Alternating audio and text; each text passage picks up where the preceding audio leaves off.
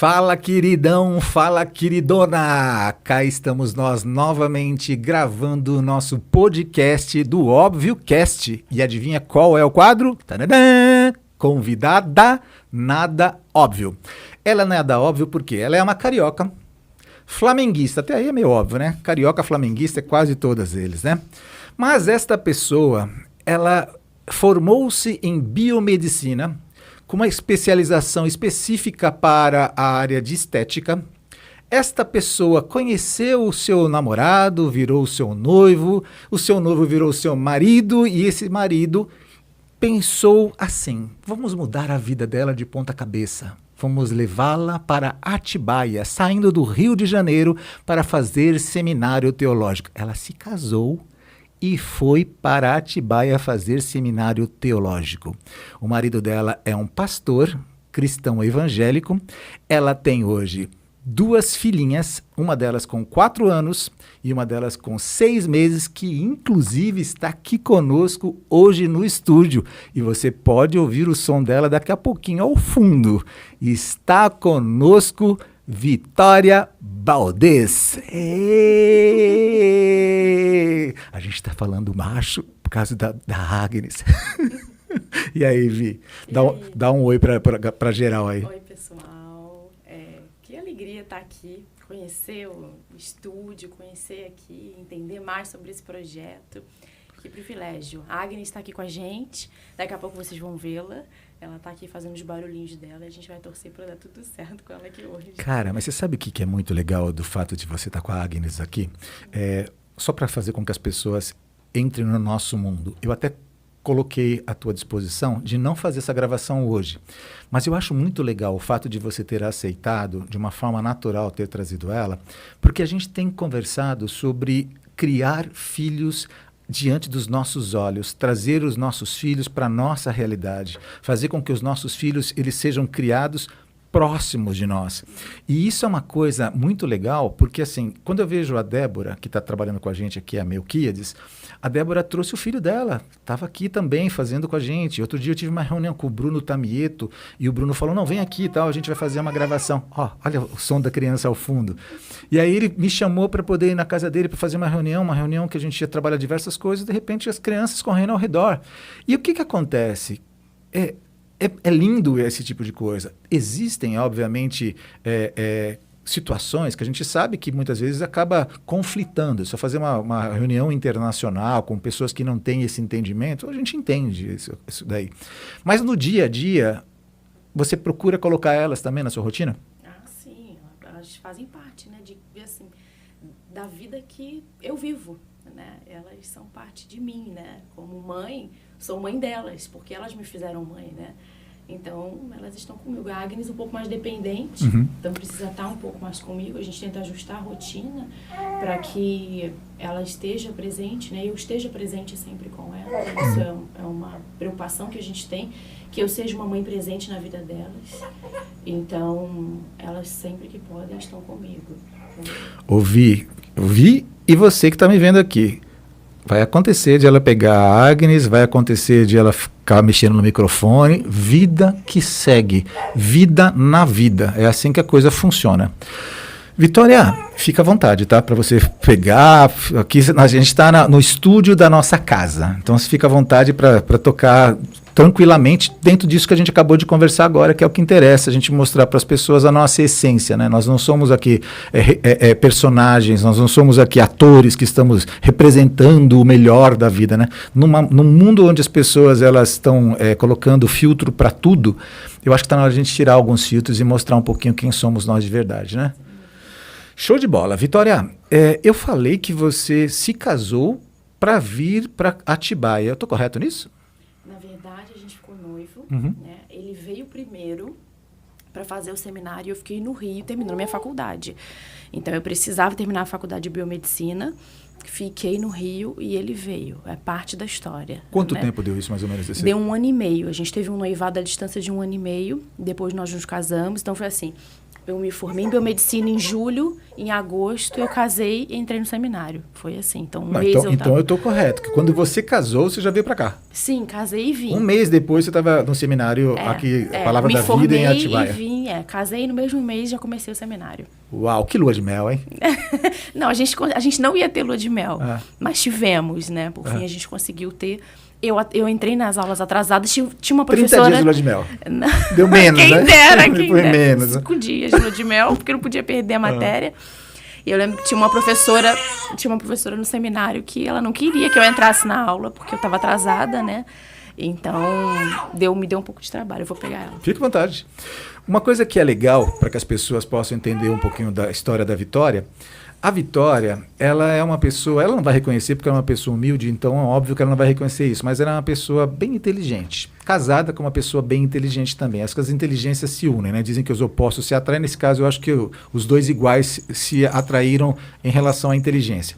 E você, Vitória, poderia, caso quisesse, seguir a sua vida na biomedicina dentro do Rio de Janeiro e fazer, inclusive, carreira ou no mercado de trabalho ou, se quisesse, se aplicar até para áreas acadêmicas. Estou errado nesse tipo de pensamento? Não, tá certo. Mas vou contar uma parte dessa história que talvez vocês não conheçam. Eu comecei a fazer primeiro química, tá bom? Então, eu te dei uma formação em química primeiro, eu sou técnica em química. E dentro da química, eu conheci a bioquímica. E me apaixonei pela bioquímica, por isso eu fui fazer biomedicina. Então, dentro da biomedicina, eu queria trabalhar com célula-tronco. Era o meu sonho. Uau!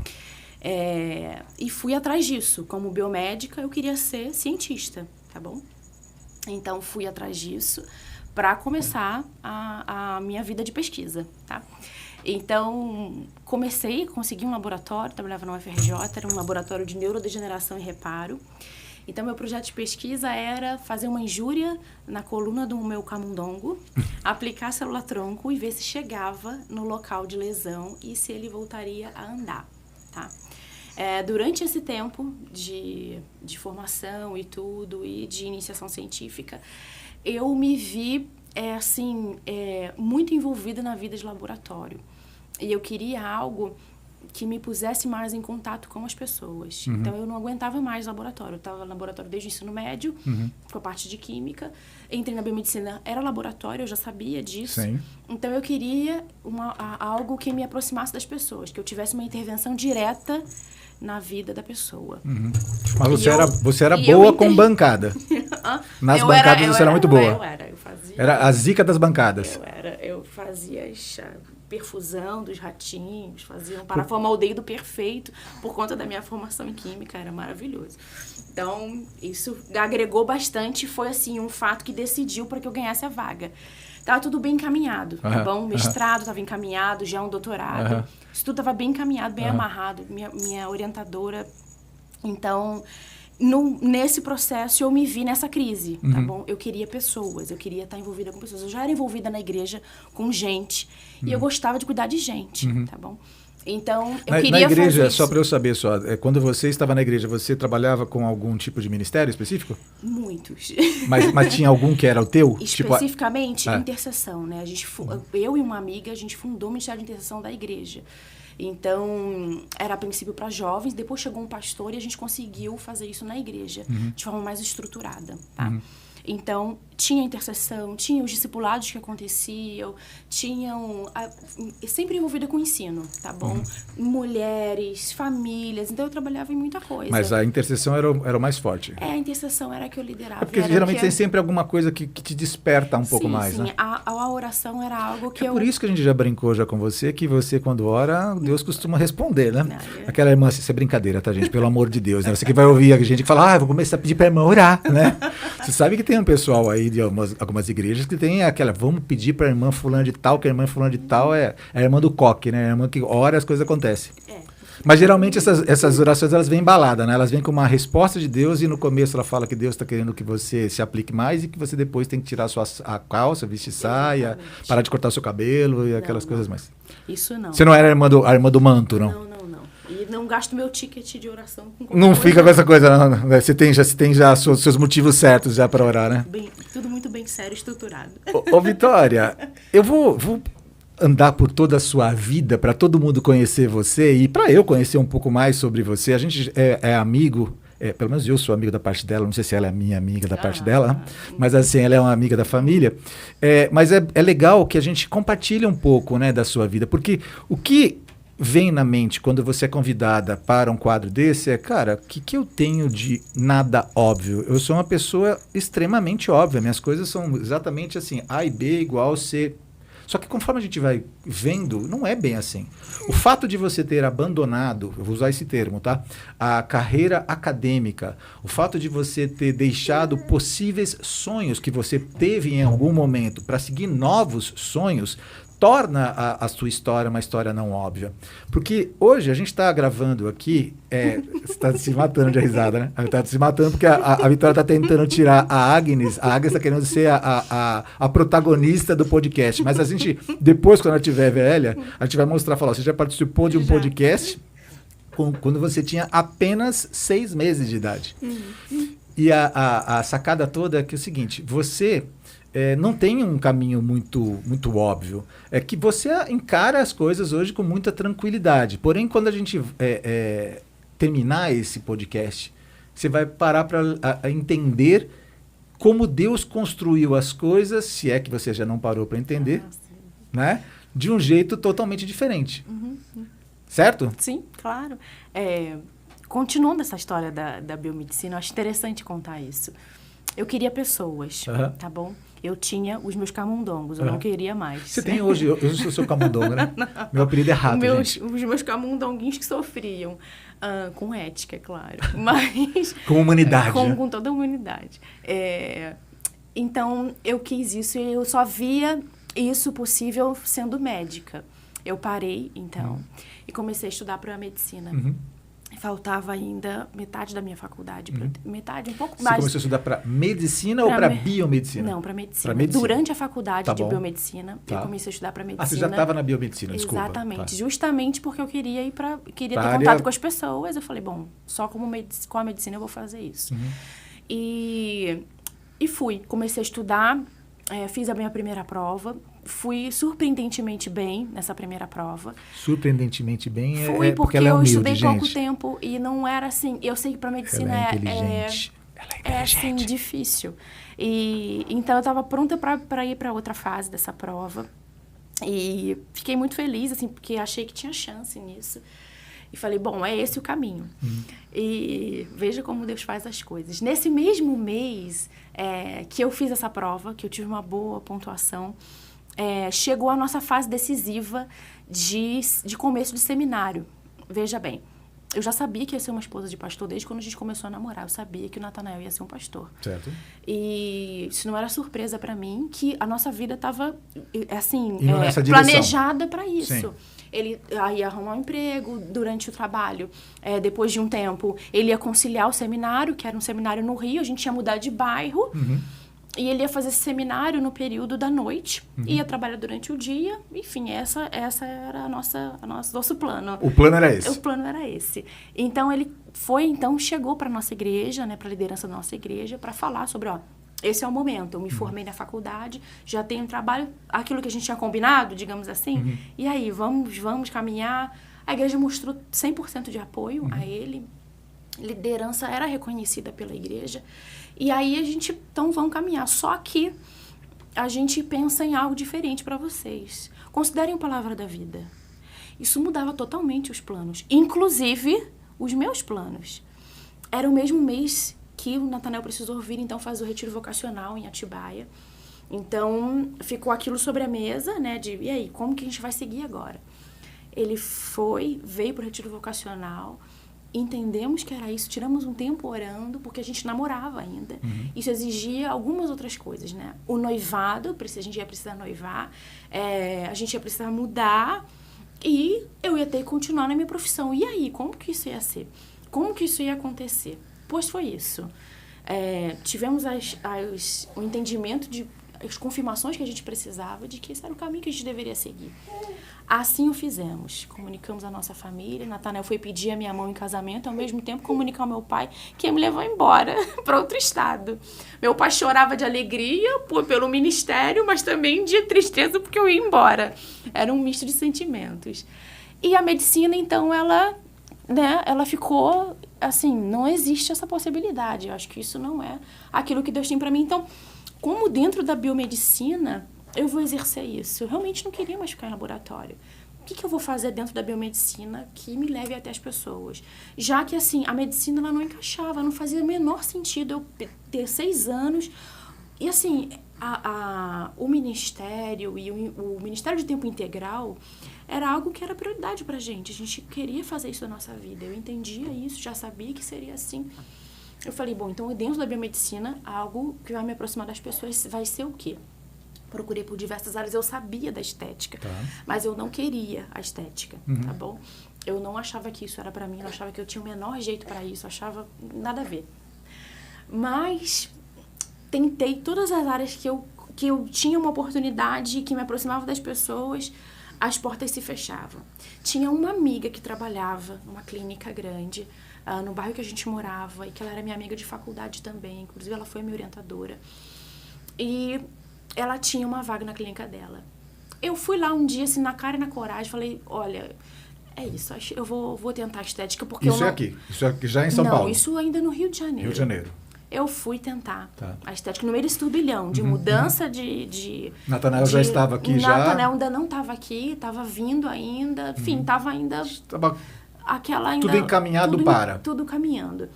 Eu fui lá, conversei com ela, ela tinha uma vaga, justamente, existia uma necessidade.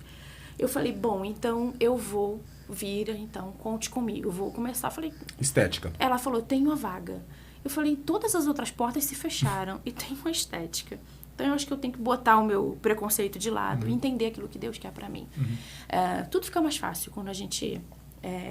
abre mão de si, anula-se, exatamente, assim, abre mão com humildade daquilo que Deus quer fazer, que não necessariamente é aquilo que a gente acha o melhor. Não é se resignar, mas é aceitar a vontade de Deus, né? Sim, sem resistência daquilo que é óbvio, daquilo que Ele está fazendo, tá? Então, eu fui com o coração, falando, Senhor, vamos ver se é isso. Cheguei, então, no primeiro dia, eu lembro que tinha um aparelho, e eu aprendi a mexer naquele aparelho, conversando com uma pessoa. Em uma semana, eu já tinha falado de Jesus para umas 3 pessoas, eu me lembro disso. Eu me apaixonei pela estética, com tudo o que ela envolve e toda a oportunidade que ela me dá. Eu, assim, falei, é isso é isso que é pra mim. Então, eu vesti a camisa. Hoje você está há 10 anos trabalhando com estética? São 10 anos. Eu comecei a trabalhar com estética antes de me formar. Então, 1 ano antes de me formar, eu comecei... Vai cortar, né? Podemos cortar. 1 ano antes de me formar, eu comecei a trabalhar com estética. Eu comecei a trabalhar com estética antes de me formar como biomédica, né? Mas deixa eu fazer uma pergunta. Pode tocar a vida com a Agnes aí, tranquilinha. Se precisar cortar, a gente corta, a gente edita. O que a gente vai fazer é vida normal. Tá. Segue o baile. Ela tá querendo mexer. Por que criança gosta tanto de microfone? Não sei, ela nem sabe o que isso faz. Você que está nos assistindo aqui, se você sabe por que criança gosta tanto de microfone, escreve aqui embaixo também, tá? Porque é legal. Ó, não sei se ela tá ficando tão linda para vocês como ela tá aqui para mim. Não sei se na câmera tá ficando tão legal, mas tá legal. Gente, ó, o que eu acho interessante, Vitória, é o seguinte. Eu quero até pegar algumas coisas que são importantes. O que é uma confirmação de Deus de que isto era para ser feito? Porque assim, veja, quando nós falamos com uma pessoa que é do meio pentecostal, a pessoa ela acredita em revelação, ela acredita em sonho. Não que nós não acreditemos nisso, mas assim, ela busca esse tipo de coisa. Ela busca que formas que Deus se manifeste de modo claro, tangível. O que é uma confirmação nesse caso? A gente, assim, tem elementos que... racionais, assim, são claros, sabe? E sem emocionalismo, eu diria. É uma decisão responsável e com sabedoria. Isso mudaria toda a nossa vida. Mas a gente via o apoio da nossa liderança, primeiramente, nos direcionando para isso. Nós estávamos envolvidos em algo que envolvia a nossa vida desde sempre. Isso fazia sentido pra gente, tá bom? Então... A gente tínhamos pessoas sérias nos apoiando, cuidando de nós. O lugar para onde a gente ia era um lugar sério. A gente ia fazer algo com seriedade também. Então, assim, até a decisão a gente levou 1 mês para poder entender e estudar a situação. Não foi feito com emoção, no sentido de oramos, sentimos um arrepio e é isso que a gente vai fazer. Isso fazia sentido de acordo com aquilo que a gente estava se propondo a fazer, sabe? A gente não imaginava que seria em outro estado, mas era isso que a gente queria fazer. Então, assim, a gente confiou no Deus, na soberania de Deus, entendeu? Não na nossa. Pra gente não fazia sentido. E aí eu acho que esse é o ponto. Não fazia sentido, assim... A gente precisou, por exemplo, o Natanael precisou se demitir do emprego dele, entendeu? Como que a gente ia viver? Abrir mão do sustento dele. Ele tinha acabado de ser promovido. Então, assim, ele queimou as pontes. Eu tinha uma vida estruturada, tinha uma oportunidade boa de emprego, né? Essa frase é interessante. Ele queimou as pontes, ou seja, ele não tinha como voltar. Não, nós queimamos, né? Primeiro ele, porque precisou, mas isso foi tudo assim, foram oportunidades muito valiosas que a gente teve. E a gente não perdeu elas, sabe? Tínhamos a convicção daquilo que Deus queria para nós. Desde de novos, assim, né? De jovenzinhos. E aquele era o momento que a gente estava esperando.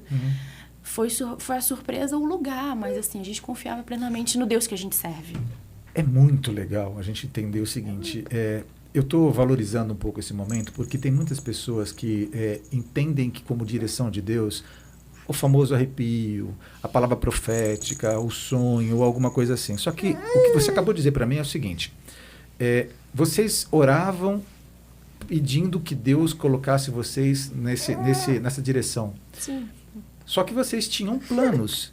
Os planos que Deus mostrou para vocês eram para um outro local, mas na mesma direção de propósito. Sim. Então, quando a gente olha, por exemplo, o povo de Israel que saiu do Egito, eles queriam sair do Egito, só que eles não sabiam o que Deus ia fazer. Eles cruzaram o mar, não é? Essa é a primeira coisa. E a segunda coisa é que pouca gente presta atenção, mas o mar se abriu durante a noite inteira. O vento foi soprando durante a noite inteira e eles foram caminhando. Conforme eles foram, o vento foi soprando, eles foram caminhando. Sim. Então, assim, essas confirmações de Deus, que eu acho que é legal, é dizer assim, você orou, as coisas começam a se abrir diante de você, até o que você acabou de falar. Oportunidades, assim, eu acho que o coração atento e alinhado a Deus, a gente consegue enxergar com essa perspectiva, né? De algo que é além da situação simples, sabe? Tem um propósito, tem algo acontecendo, o Senhor se move, o próprio Espírito trabalha no nosso coração, então ele dá entendimento, abre o nosso entendimento para a gente ver essa verdade, entender isso como o caminho seguro nele, né? Para a gente às vezes não faz sentido, e para a gente não fazia, mas vamos. Estamos dispostos. Exatamente, e foi o que a gente fez. Então... então tudo é assim, eu sou uma pessoa, né? Então... Eu sou Vitória, biomédica, esposa do pastor, mãe da Agnes e da Rebeca. Então, a história toda infunde, né? Eu sou uma única pessoa. Sim. Então, faz tudo parte. Então, não tem como falar da estética da biomedicina sem falar essa parte de ter vindo para cá. Porque isso faz... E, assim, conforme eu for contando aqui, vocês vão ver como tudo, assim... Foi se conectando. Foi, sabe? E eu lembro que um orientador do Natanael, na época do seminário, usou aquela música do Estênio Márcios, que fala sobre o tapeceiro, que vai tecendo, sabe? Obra de tapeçaria. Então, eu me imagino como um tapete bem colorido, com muitos fios, assim, minha história sendo composta dessa forma. Então, aquilo me marcou. Outras coisas, o André foi um querido, né? Que marcou muito a nossa vida, foi um abençoador na nossa história. E nesse início, que a gente falava, e aí, André? E ele foi usado por Deus para falar essas verdades ao nosso coração. Então, eu falei, faz parte, então, disso, daquilo que Deus está fazendo. Vamos seguir em frente. Fiquei no Rio, tivemos um noivado à distância. Ele veio primeiro como aluno solteiro, porque o Palavra da Vida é um seminário em tempo integral. E eu fiquei no Rio, concluindo esse tempo, esse 1 ano e meio lá. Então, foi desafiador também, porque eu precisei organizar todo o casamento sozinha. Para mim, eu adorei, né? Fazer tudo. Foi desafiador. Tinha liberdade. Mas eu pude escolher tudo. Mas assim, para que eu ia mandar para ele? Um acordo, guardanapo, não sei o quê, enfim. Eu consegui escolher tudo, foi desafiador. Tiveram suas provas, como toda pessoa que vai casar, parece que tudo acontece. Comigo também foi assim, minha mãe ficou doente, eu lembro, nossa, precisava entregar meu TCC, olha, que loucura, nem sei como eu consegui, mas foi. E foi assim, em julho eu me formei, e dia 22 de agosto casei, e já fui para o seminário 5 dias depois. Então, dia 30, por aí, eu estava chegando no seminário para a primeira aula, no meio do segundo semestre, assim, sabe? Começando as aulas do segundo semestre, eu igual uma louca. O que eu precisava fazer em 3 anos, que são 3 anos de internato, então eu fiz em 1 ano e meio.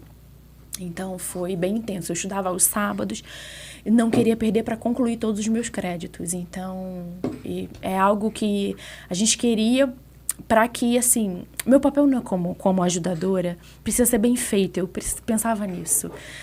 Meu marido vai ser um pastor e eu preciso que isso seja feito com qualidade. Então, fiz questão de fazer algumas matérias, como homilética, por exemplo. Não só para que eu conseguisse comunicar com qualidade, ensino e tudo isso, mas que eu fosse útil na vida dele, sabe? Então, hoje, eu tenho esse privilégio. Para mim, é um grande privilégio poder revisar os sermões dele, poder participar do esboço, entender como está tudo. Então, eu participo de tudo. Não sei se vocês sabem disso, mas eu... Você fala, não, tá legal. Não, pode mudar. Exatamente. Na verdade, assim, entre nós aqui, as nossas mulheres são sábias e são as nossas ajudadoras. Os homens humildes pedem a cooperação das suas esposas. Os homens que querem errar podem fazer sozinhos.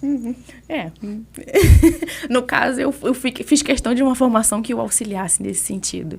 Então, eu fui e a homilética foi muito bom por isso. Então, para que eu conseguisse ajudá-lo. E a gente vê como isso foi importante, esse tempo aí de seminário e tudo isso. Estou ganhando um sorrisinho aqui agora. Enquanto estão filmando a Vitória, eu aproveito para dar uns beijinhos na Agnes. Ô, Vitória, a partir do que a gente está conversando aqui, venha ao fato de que você abriu mão de si. Porque, assim, eu sei que falar isso, geralmente a pessoa ela tem a tendência a dizer assim, não abri mão, eu fui buscando isso. Mas, assim, eu vejo uma pessoa que tinha uma carreira, vamos falar sobre carreira, porque apesar de nós entendermos que a nossa principal motivação tem que ser seguir e servir a Cristo, muitas pessoas buscam seguir e servir a Cristo através das suas carreiras. É muito comum isso, principalmente no meio mais tradicional. O meio mais tradicional pensa assim, não, vamos glorificar a Deus com tudo que vier nas nossas mãos e com as nossas carreiras, servindo ao Senhor da melhor forma possível. Então você poderia não ter vindo para São Paulo, não ter se casado com o Natanael e ter seguido a sua carreira e ter glorificado ao Senhor e tudo mais. Você só pensa diferente disso se a gente imaginar que Deus tem um roteirista de filme que você tem que seguir exatamente o que ele escreveu. E assim não funciona. E aí eu pergunto para você, o que é ser uma mulher de suporte invisível? Porque assim, você deixou de brilhar para fazer brilhar a luz de Cristo através do seu marido. Como é que isso funciona? É assim, esse é o meu papel. Então, acho que a segurança na identidade de quem me chamou. É ele quem define quem eu sou. E isso não tem a ver com o prestígio daquilo que as pessoas acham. E assim, eu acho que isso, para mim, eu sou muito bem resolvida em relação a isso, tá bom? Tenho noção disso, sei que vou dar conta diante de Deus sem Natanael ao meu lado. Mas naquilo que o Senhor me chamou para fazer. Então, faço com a qualidade e excelência daquilo que Deus exige de mim. Nesse sentido, sabe? De dedicação, sabe? Então, para mim, é realmente alegria. Parece clichê, né? Mas é um privilégio. É um privilégio para mim. Os bastidores, eles enriquecem muito a minha vida, tá bom? No sentido de que, vamos lá, orando, eu estou próxima a Deus para que isso aconteça. Então, se eu estou intercedendo pelo meu marido, pela igreja, por tudo que vai acontecer, um relacionamento está crescendo com Deus. Quem ganha com isso sou eu, tá bom? Então, se a vida de serviço e de pessoas que são envolvidas no ensino, por exemplo, põe a gente diante de Deus para que a gente ensine com qualidade, para que a gente busque ferramentas. Então, eu tenho esse privilégio. Tenho o privilégio de ferramentas por conta do meu marido, então eu tenho recurso, então eu sou uma privilegiada por isso. E o privilégio de ser uma esposa de pastor, eu acho que isso é algo que talvez muitas esposas sejam cansadas, sobrecarregadas em relação a isso. E eu quero deixar aqui o meu incentivo e que elas não percam não deixem de vislumbrar essa graça de Deus sobre a vida delas. Então, quando o Natanael começa a preparar uma aula, com o tempo que ele precisa de antecedência para estudar, a revelação da palavra, as descobertas que ele faz, ele compartilha primeiro comigo isso. Eu sou edificada e abençoada por isso. Quando eu assisto a aula, eu sou edificada pela aula que ele deu, vi já aquele esboço, já revisei os slides, então já vi o que vai ser ensinado. É muito legal, gente, deixa eu falar isso para vocês, é muito legal. Então ele dá aula, a gente fica a semana falando sobre aquela aula, o domingo falando sobre a aula, o sermão que ele vai pregar, então eu estou ali revisando, então aquilo abençoa meu coração primeiramente, eu sou edificada. Ele entrega aquilo, então eu estou ali. Quem estiver ao meu lado vai ver que eu marco o tempo, tudo isso eu faço por realmente fazer, entender a importância de dizer um combinado nosso já. Então eu marco os tempos, a captação de transição, se ficou claro, se não ficou, como isso aconteceu. Enfim. Você efetivamente participa da vida pastoral? Participo, sim. Na criação de conteúdo, no tempo, na execução desse conteúdo? Sim, na entrega principalmente, tá? Uhum. E desfruto disso, tá bom? Então eu me aproveito. Aproveito disso, porque eu não perco a oportunidade. Gente, é uma benção. Mas é muito legal que eu vejo equipe. Sim. Eu não vejo a esposa do pastor, eu vejo uma equipe que é composta pela esposa e pelo marido.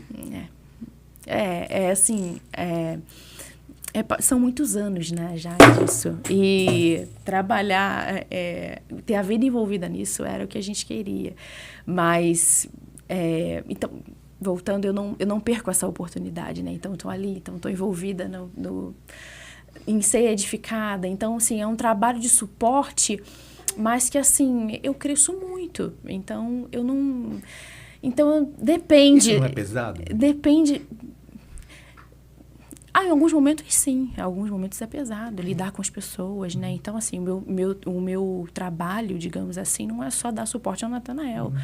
Eu estou envolvida com aconselhamento, envolvida com discipulado, envolvida com coinonias, com tudo que está envolvido ali na igreja, ensino. Então, é pesado no sentido do que é para todo mundo, tá bom? Todo cristão, de fato. Todo cristão, de fato, que precisa se dedicar, que precisa fazer algo com excelência. Então, é pesado nesse sentido. A rotina de pastoral, em alguns momentos, é mais pesada, assim. Não tem por que romantizar isso. A gente lida com pessoas com problemas, muitas vezes. Quando elas te procuram, geralmente é por causa de problemas. Exatamente. Então, assim, saber fazer essa separação entre aquilo que a gente ajuda biblicamente a pessoa, entendeu? Aconselha biblicamente. E a nossa vida, a nossa família, entendeu? Isso não interferir faz parte do crescimento de maturidade, tá bom? De todo cristão, não só de quem está envolvido ali. A gente, em maior parte, porque está em evidência, porque lidera, você tá entendendo? Sim. Mas todo bom cristão maduro deveria ter essas mesmas então, assim, claro que tem momentos em que existe um cansaço, entendeu? Da maternidade, do trabalho. Então, eu continuo trabalhando, né? Foi uma escolha. Eu não achava que seria possível continuar trabalhando. Primeiro, o nascimento da Rebeca, né? Da minha primeira filha. A gente achou que não ia ser possível. A gente preparou tudo isso, né? Faz parte da nossa história preparar as coisas e Deus desfazer e fazer algo muito melhor. Eu sempre fico pensando nisso. Então, eu nunca me arrependi de ter deixado minha agenda nas mãos de Deus. Isso desde que a gente tomou essa decisão de seguir ao Senhor. Tem suas dores? Obviamente tem. Eu moro longe da minha família. Eu deixei no Rio as minhas melhores amigas. Eu vim para uma cidade, para um lugar que eu não conhecia. Mas a família se estende, Deus dá conforto, consolo, Ele dá suporte pra gente. E aí, volto naquilo que você perguntou. E a confirmação? Tá aí. No fato de que todas as coisas cooperaram para o bem que vocês Não, amaram. no fato do Deus que chamou ser responsável por isso. Sim. Entendeu? Você perceber que ele eu não gosto de usar a palavra honra, porque essas palavras, elas parecem que confundem um pouco, como se Deus tivesse que me honrar, não é isso? Não, ele orientou. Ele orientou e ele está dizendo, olha, tá vendo? Esse é o melhor que eu tenho para você. Ele vai, esse caminho vai acontecendo. Então, a gente acha isso, então, vamos lá, terminamos o seminário, viemos para Campinas. Eu me lembro que antes da gente vir para Campinas, olha que curioso, durante o seminário eu exercia a minha profissão com muito pouco. Eu ia no Rio, então eu estava lá, eu ia na clínica da minha amiga, me atualizava de algum outro procedimento, do que estava acontecendo. Em Atibaia, de repente aparecia alguém, você vem aqui aplicar uma injeção em mim, eu tô fazendo um tratamento X, e ela ia, eu sempre falava assim, eu acho que eu não vou, minha profissão vai ser algo assim que, sabe, não vai ter nada a ver. Enfim, eu cheguei, e um mês antes saiu uma matéria numa revista, falando sobre como Campinas era um bom mercado para estética. Eu li, curiosamente, essa reportagem, essa matéria. Um mês depois, a gente, estávamos encaminhando a nossa vida para vir morar aqui. Eu lembro que a gente ouviu uma palestra do Steve Jobs falando sobre... Pastor Steve Jobs. Sobre uma palestra que ele dá para universitários. Eu não lembro em qual faculdade, qual universidade, mas ele fala sobre ligar os pontos, da vida. Ele conta a história dele e, enfim... Muito interessante. A gente falou, poxa, talvez esse seja um primeiro ponto. E realmente foi. Deixa eu falar uma coisa para você. Desde que eu cheguei aqui, essa cidade me recebeu de portas abertas. Eu não tive nenhuma dificuldade para conseguir um local para trabalhar. Então, quando eu cheguei e comecei a procurar, eu logo encontrei. E comecei a trabalhar, voltei a trabalhar, acho que no início de 2017, se não me engano. E desde lá, muitas outras oportunidades apareceram. E hoje eu fico vendo a minha vida e vendo tudo o que Deus tem feito. E assim, tem história, viu? Uma história para contar num podcast. E mais, né? Quem sabe um livro vem por aí. Tem história, viu? Então, assim, hoje eu trabalho com a estética e me põe diante de alguns públicos, né? Então, primeiro... Eu não teria acesso ao não crente, talvez se não fosse pela minha profissão. A gente está dentro de uma bolha, né? Exatamente. Então, meu marido envolvido com o ministério. Então, a gente tem contato não crente assim, quando a gente vai no mercado e tudo isso. Mas o meu trabalho não. Meu trabalho faz exatamente aquilo que um dia eu quis fazer. É o meu sonho. Realizei, graciosamente, Deus me deu esse privilégio, sabe? Então... Eu tenho contato direto com as pessoas, mas não só isso. E como é trabalhar com essas pessoas? Porque geralmente a pessoa de estética é uma pessoa que ela prima pela beleza, ela prima por valores externos. Não que a pessoa seja... veja, você que está me vendo aqui, eu não estou dizendo que uma pessoa que se interessa pelo espiritual, que se interessa pelo eterno, não deva cuidar da beleza, da estética. Não é nada disso. Tem que cuidar, tá? Você vê que eu sou bonito assim, você pensa que é naturalmente? Eu estou do tratamento estético, não é assim não. Entendeu? Inclusive, se alguém quiser fazer como é o nome daquele negócio? Tricologia. Tricologia, que se quiser ajudar, fica à vontade, tá, gente? Esse daqui eu gostaria de fazer. Mas, enfim. Mas, assim, geralmente, existem nesses consultórios também muita gente que dão mais ênfase para isso do que qualquer outra coisa. Sim, sim. E aí, como é que é trabalhar com esses dois públicos? O público que tem a atenção no belo, mas não vive para o belo apenas, e aquelas pessoas que, eu não sei se é a minoria, a maioria, você que vai poder me dizer, que só parece o belo tem que ser perseguido, eu preciso fazer a qualquer custo isso. Eu trabalho com um público bem assim, hoje eu identifico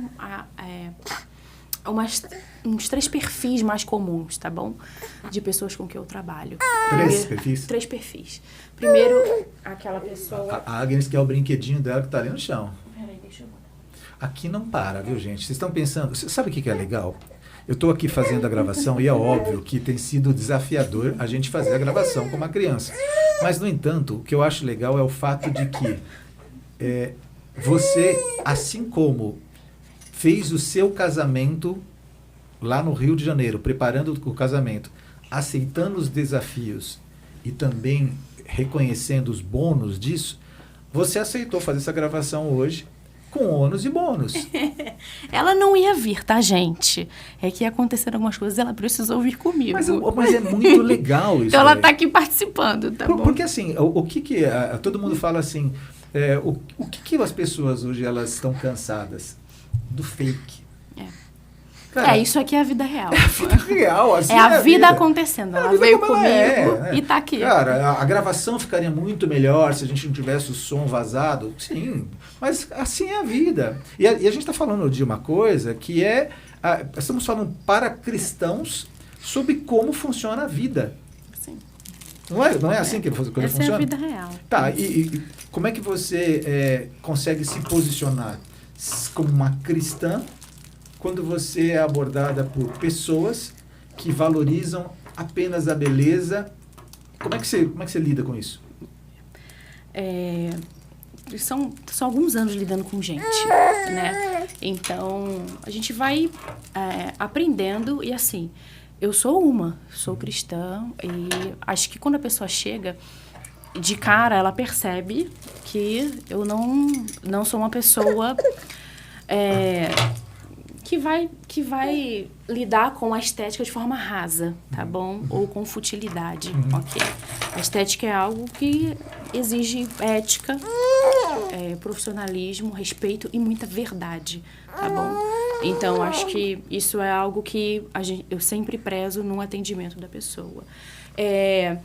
Então, a pessoa ela chega para poder fazer um procedimento, tá bom?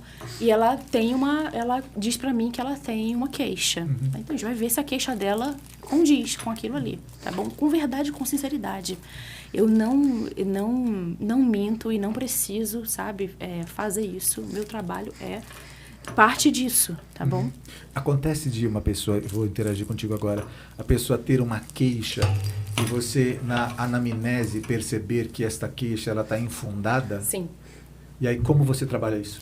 Não faço o procedimento. Sério? Mas você tenta convencer a pessoa argumentativamente de que aquilo não faz sentido? Com certeza. Faz parte desses três públicos. Então, hoje eu recebo pessoas que querem gerenciar o envelhecimento de forma saudável, cristãos verdadeiros, tá? Recebo muitas pessoas que são sérias, que querem realmente cuidar da aparência com uma expressão de cuidado, tá? De responsabilidade com isso, cuidado da pele, manter uma aparência sadia, que condiz também com a fé que ela professa. Tem gente assim, que fala, eu tô com uma expressão cansada, mas assim, e eu quero melhorar isso. Sim. Eu quero... O que é muito legal. Eu quero realmente, assim, mostrar que eu não sou uma pessoa que estou cansada. Eu estou achando que eu estou dessa forma. Isso não expressa aquilo que está no meu coração. A minha vida com Deus e tudo. É uma expressão de cuidado, de autocuidado, mas com responsabilidade. Tem as pessoas que fazem isso não cristãs, mas também com essa expressão de cuidado. Tem as pessoas que eu recebo, muitos que são pessoas com algum tipo de problema emocional. Também acontece. E a pessoa vai para o estético por causa do emocional. Exatamente. Então, ela busca uma compensação, ela busca melhorar, tem um problema de autoimagem, tá bom? Então, aí a gente consegue conversar, né? Dentro de uma ética e dentro de uma abertura. Mas é claro que a pessoa, eu sempre vou tratá-la com respeito e dentro daquilo que a ética me permite. Já aconteceu de a pessoa ter esse problema de autoimagem, tentar no procedimento trazer para ela uma melhoria que precisa acontecer internamente e você acabar a conversa, tipo, conduzindo para Cristo, ou conduzindo uma oração, alguma coisa assim? Já aconteceu isso? Já, muitas vezes. Então, esse é um privilégio da minha profissão. Eu posso ter essa interação com as pessoas. Então, tem pessoas que chegam ali com algum problema emocional realmente, sabe? E que vão buscar ali um consolo, um conforto, né? Ou algo que não é aquilo que realmente precisa acontecer. Então, veja, dentro da ética, a queixa do paciente, tudo que envolve isso, mas também numa oportunidade de cuidar também do coração e da alma. Claro que eu tenho essa preocupação, tá bom? A cristã, ela vem primeiro do que a biomédica. Sim. Que vê na biomedicina estética a forma de ganhar dinheiro, né? Ah, sim. Então, é um prazer e um privilégio poder estar, assim, ali envolvida com essas pessoas, sabe? E poder ouvi-las, conhecer histórias. Eu conheço tantas histórias, são 10 anos, eu conheço histórias, assim, tristes, histórias muito felizes, histórias de superação. Muitos pacientes que viraram amigos, que viraram irmãos em Cristo. Olha que legal. O contrário, ou seja, pacientes viraram irmãos em Cristo? Sim, barato, sim. Barato. Então, assim, eu tenho uma grande oportunidade, não perco, tá bom? Então, a estética, ela me permite isso e eu adoro trabalhar. Então, com essas pessoas, cuidar das pessoas dessa forma, tá? Então, sem perder de vista essa parte do cuidado, sem envolver-se com futilidade. Então, quando a gente percebe, precisa desse... Eu acho que aí entra, sabe, o temor ao Senhor, sabe? E a honestidade com aquela pessoa que está passando por um momento sensível. Meu Deus, eu preciso tomar cuidado, não posso me aproveitar daquela pessoa, sabe? Então, assim, ela chega ali com o coração dela. E sabe o que eu tenho? Alguém que pode cuidar do coração dela completamente. Então, com muito carinho, respeito, ética, profissionalismo, mas assim, com o Senhor ao meu lado, sempre. Porque façam tudo para a glória de Deus, é tudo. Então, eu não posso desperdiçar que aquela pessoa está ali e eu tenho algo que vai além daquele tratamento. Então, eu não desperdiço. A gente vai fazer o que Ficou brava agora. A gente vai fazer o que precisa ser feito, mas com respeito e com limite, tá bom? Então, não existe isso, existe limite e a gente vai entender isso aí. E se há abertura, a pessoa vai ouvir de Jesus, sim. Vitória, com base em tudo isso que a gente acabou de conversar agora aqui, e da futilidade que muitas vezes tem, e a palavra futilidade acho que não se aplica porque não são pessoas fúteis. Existem pessoas fúteis em todas as áreas. E as pessoas fúteis também vão para a área de estética fazer procedimentos. É só isso. Não é que quem faz é fútil. Mas você tem os dois lados, né? Você tem o lado, a percepção de as pessoas que precisam colocar os valores corretos dentro do coração, e você tem do outro lado pessoas que buscam os valores corretos para a sua vida, que é o lado cristão, a vida pastoral. E o que você pretende fazer para as meninas, tanto as duas, né, a de 4 como a de 6 anos, no sentido de educá-las, blindando-as para que elas não sejam vulneráveis para esse tipo de problema? Bom, você cria ela? A gente já cria elas com uma base bíblica cristã. Então, assim, não vou dizer para você que tem uma fórmula especial, que sou eu a pessoa que vai blindar o coração delas, sim, tá bom? Mas a gente cria elas com os valores eternos. Então, cria como um cristão comprometido com Deus cria. Então, mas deixando claro e existe um peso de responsabilidade em relação ao exemplo disso, né? Então, não sou uma pessoa que valoriza a superficialidade. Como trato isso? Porque trato a aparência das pessoas, né? Mas não trato... Então, nada do que a gente faz é superficial. É profundo porque está envolvido com um Deus que é envolvido em todas as coisas. Então, esses valores a gente passa isso para elas, ensina-as como todo cristão, biblicamente, ensina culto doméstico, igreja e tudo que envolve a vida de um pai e uma mãe cristãos, tá bom? Então, não na tentativa de blindar o coração delas, mas na confiança do Deus que nos chamou, tá bom? Então, a gente confia nele, não na gente. Basicamente é isso. A expectativa não é... Basicamente é isso. A gente confia no Senhor, sim, que é o dono da obra e que começa e termina. Então, assim, decisão, elas vão tomar essa decisão. Nosso papel com responsabilidade, a gente tem tentado cumprir, entendeu? Então, elas vão ver isso ali. Isso que eu falei aqui para você é o que é pregado dentro da minha casa também. É aquilo que eu falo, aquilo que eu compartilho.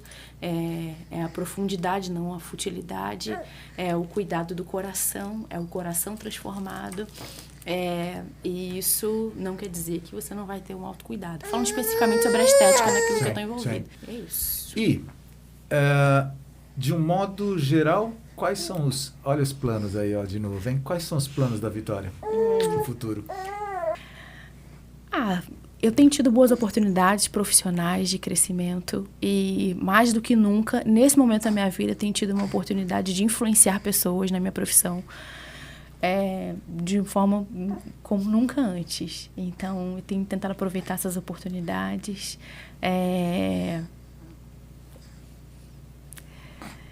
Entender aquilo que Deus tem pra gente, o futuro, tudo isso. Como eu falei, assim, a parte mais difícil daquilo que a gente... eu acho, até aqui, a parte mais difícil foi essa, né? Toda a decisão de vir para cá, isso foi difícil, sabe?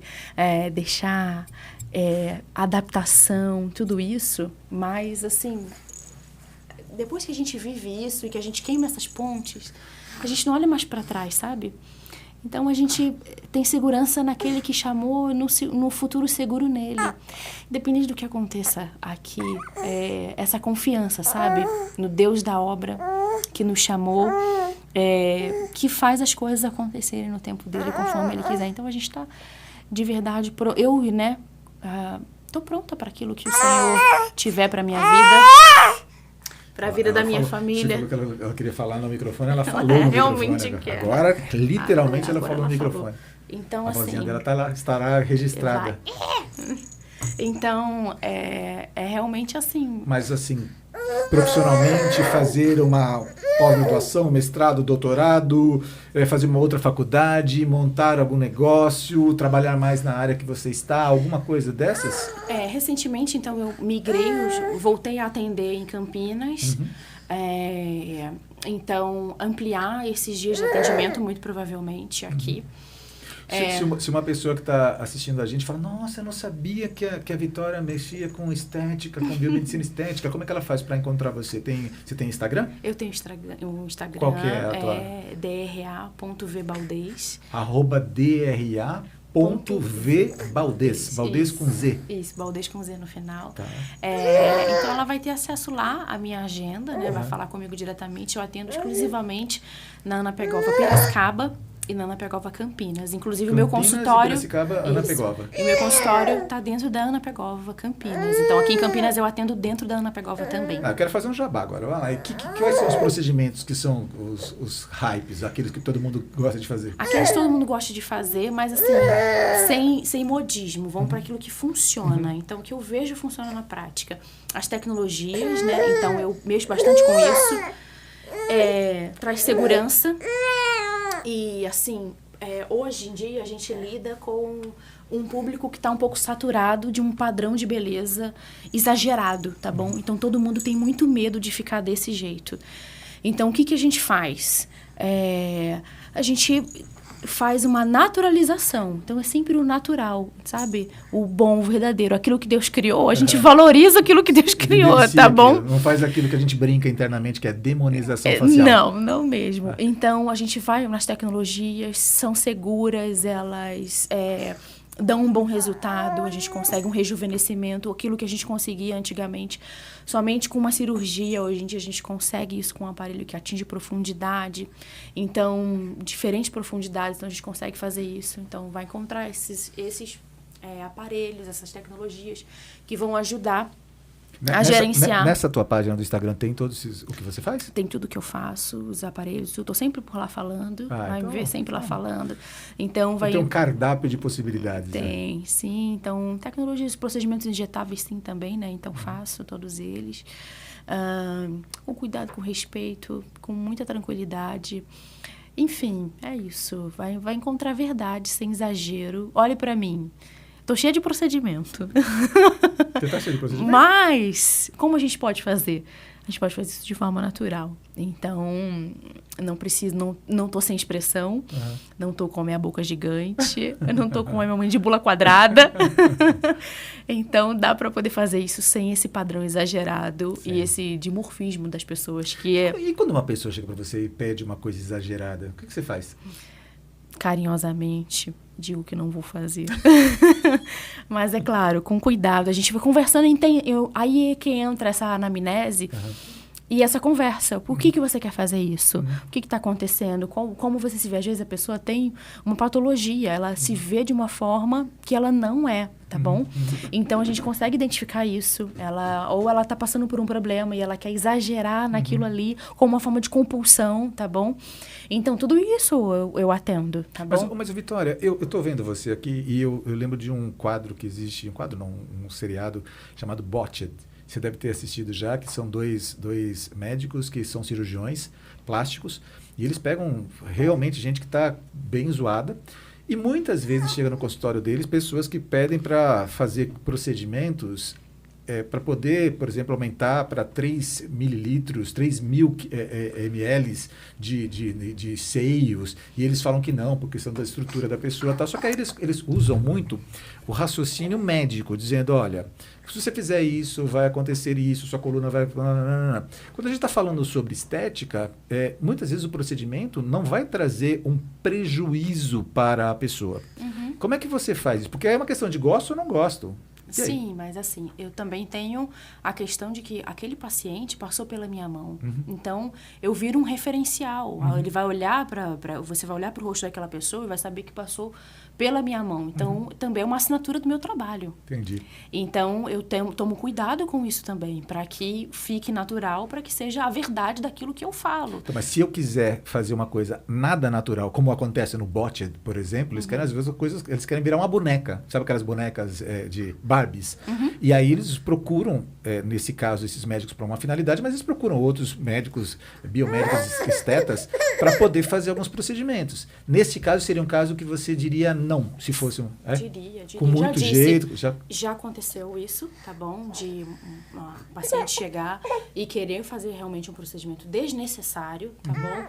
Então, não tinha necessidade, ela não precisava e assim, ela já tinha, vamos dizer, ml de preenchimento suficiente no rosto dela. Ela não precisava colocar mais. Então, olha, a gente não vai fazer, a gente não vai seguir dessa forma. Não é assim. Tem paciente que vira nosso amigo. Porque você está falando real para ele, tem paciente exatamente. que você tá falando mal. Tem paciente que vira as costas e fala assim, sabe? Ela não quer me atender, ela vai falar, sai fazer falar mal lugar. de mim. Paciência. Eu tenho compromisso com a verdade. Então, se a pessoa não tem necessidade de fazer aquilo, a gente avalia bem, tá bom? Mas, assim, são casos e casos, tá? Conto nos dedos quando Vitória, isso aconteceu. eu tô achando que a Agnes está dizendo que está na hora de a gente encerrar e daqui a pouco as mamães, elas vão falar assim, gente, será que o Rony não percebeu que aquela criança estava impaciente? Será que não tinha uma outra pessoa para poder ficar com aquela criança, marcar uma outra data? A única forma de a gente conseguir mostrar para você vida real é isto. Ela cumpriu todos os compromissos dela, mostrando que aquilo que é importante é estar próxima com a filha dela, fazendo tudo da forma que glorificou ao Senhor, que você foi abençoada, que você pudesse ter acesso a todas essas informações. Vi, para a gente encerrar aqui, me dá uma sugestão de um livro, filme ou série. Um livro manso e humilde. Manso e humilde?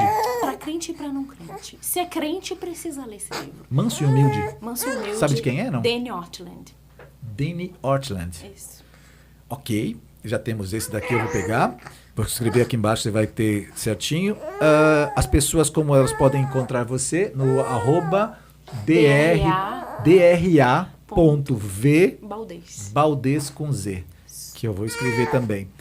Agora dá uma olhadinha para aquela câmera ali, você, Agnes, também, tá? E fala para o pessoal agora do mundo. A Agnes vai falar para o mundo agora. O que é um recado seu para a posteridade, para que as pessoas falem, cara, eu quero deixar alguma coisa para as pessoas?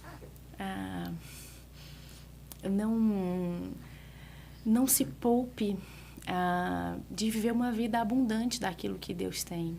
Isso envolve renúncia, isso envolve muitas vezes sofrimento, mas isso envolve alegria, plenitude, propósito, isso envolve verdade, envolve o dono da obra, da vida, aquele que nos criou, fazendo tudo acontecer. Isso é um grande privilégio, isso é para qualquer pessoa. Então, não viva a sua vida de forma medíocre, viva com abundância no Senhor. encontrando nele razão, propósito, significância, que é o valor que ele dá pra gente. Show de bola, só posso te agradecer pela tua disposição, por estar aqui com a gente, por ser quem você é, por você ser a nossa parceira, amigona também, a mãe das meninas, estar aqui dividindo a sua vida com a gente da forma mais nua e crua possível. Você que está assistindo a gente, o que a gente sempre pede é que você curta os nossos vídeos, que você compartilhe com pessoas para que o algoritmo aqui do YouTube enxergue que isto é um conteúdo bom, que você possa se inscrever no canal, que você possa ativar o sininho para quando a gente colocar outros vídeos você puder saber que ele está disponível. Nós também temos nossa página no Instagram, @ObvioCast_. E a gente pede para você sempre estar conosco, dando seu feedback, inclusive, se você está gostando, se você gostaria que algum assunto fosse tratado. E a gente sempre fala o seguinte, o óbvio só é óbvio para quem tem os olhos treinados. A única forma de a gente perceber que o propósito de vida é maior do que as desculpas, do que tantas coisas que a gente está colocando, é vivendo isso daqui, é viver isso que a gente está nesse exato momento agora. Olha a câmera para a Vitória, percebendo que está com a Agnes. Agnes, dá um tchau para o pessoal. Tchau, pessoal. E agora nós dois juntos vamos dar tchau para aquela câmera ali e falar tchau, fiquem com Deus. Tchau, fiquem com Deus, gente. Um abraço.